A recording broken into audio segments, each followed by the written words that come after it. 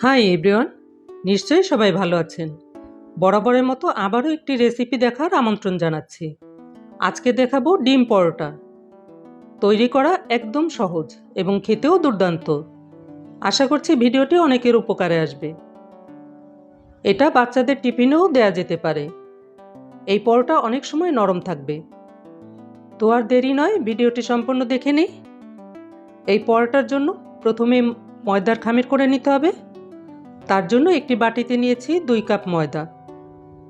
আপনারা ইচ্ছা করলে আটা দিয়েও করতে পারেন। এই ময়দার মধ্যে দিয়েছি আধা চা চামচ লবণ এবং 4 টেবিল চামচ সাদা তেল। এখন ময়দার সঙ্গে এই তেলটাকে ভালো করে ঘষে ঘষে মাখিয়ে নেব। তেলটা একটু বেশি দিয়েছি কারণ এই পরোটার উপরে মচমচে হবে এবং ভিতরে নরম থাকবে। মাখাতে মাখাতে যখন দেখব যে ময়দাটাকে এভাবে মুঠো করলে ভাঙছে না, তখন বুঝতে হবে মাখাটা হয়ে গেছে।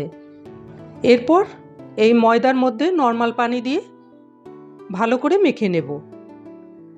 একটি সফট ডো তৈরি করতে হবে।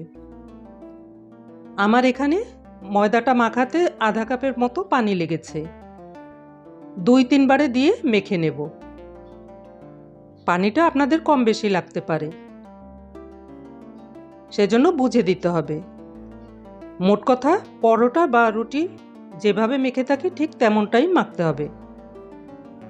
মাখা হয়ে গেলে হাতে একটু তেল লাগিয়ে খামিরটার উপরে এভাবে লাগিয়ে ঢেকে রাখবো 15 থেকে 20 মিনিটের জন্য।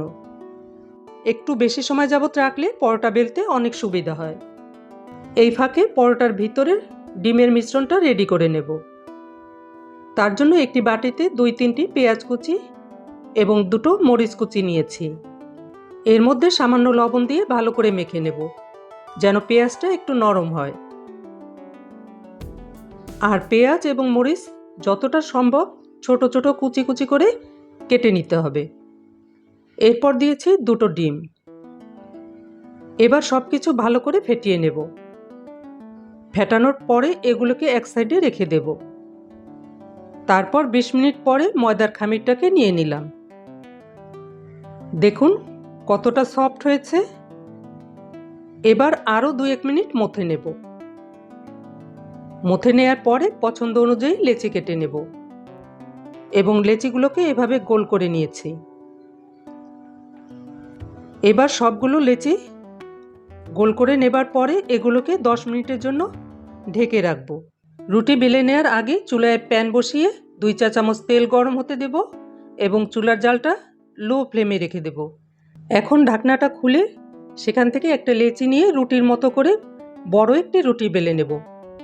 যতটা সম্ভব পাতলা করা যায় ততটাই পাতলা করব। দরকার হলে হাত দিয়ে আস্তে আস্তে টেনে টেনে বড় করে নেব। তারপরে এই রুটির মাঝখানটায় দিব ফেটে নেওয়া ডিমের মিশ্রণ 3 টেবিল চামচ। আপনাদের রুটির সাইজ বুঝে কম বেশি করে দিবেন। অতিরিক্ত দেওয়া যাবে না, তাহলে পরোটার ভিতর থেকে ডিম বের হয়ে আসবে। এরপর 2 হাত দিয়ে চারপাশ থেকে এভাবে ভাঁজ করে ডিমটাকে ঢেকে দেব, ঠিক এভাবে। তারপর হালকা হাতে একটু একটু করে চেপে চেপে দেব, যেন ডিম বের হয়ে না আসে। এবার রুটিটাকে 2 সাইড থেকে এভাবে ধরে গরম প্যানে দিয়ে দেব। এ সময় চুলার জালটাকে একটু বাড়িয়ে দিয়ে মিডিয়াম আঁচেই রাখব। রুটিটাকে এভাবে ঘুরিয়ে ঘুরিয়ে ভাজতে হবে, যেন সব দিকে সমানভাবে ভাজা হয়। পরোটার এক সাইড যখন ভালো করে ভাজা হবে তখন রুটিটাকে উল্টিয়ে দিতে হবে। এভাবে 2 সাইড উল্টে পাল্টে ভেজে নেব। খুব ঘন ঘন উল্টানো যাবে না, তাহলে কিন্তু পরোটা শক্ত হয়ে যায়। দেখুন কি সুন্দর বালিশের মতো ফুলেছে। আশা করি ভিডিওটি আপনাদের কাছে ভালো লাগবে।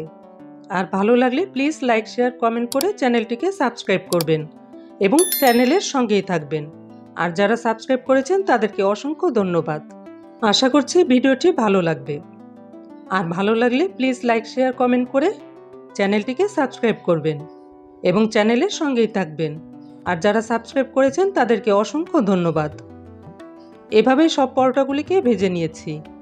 এই পরোটার সঙ্গে তেমন কিছু না হলেও চলে, এমনিতেই খাওয়া যায়। অনেক মজা। ঝালটা যদি বেশি খেতে চান তবে বাড়িয়ে দিবেন। দেখলেন তো কত সহজেই বানিয়ে নিলাম মজাদার ডিম পরোটা।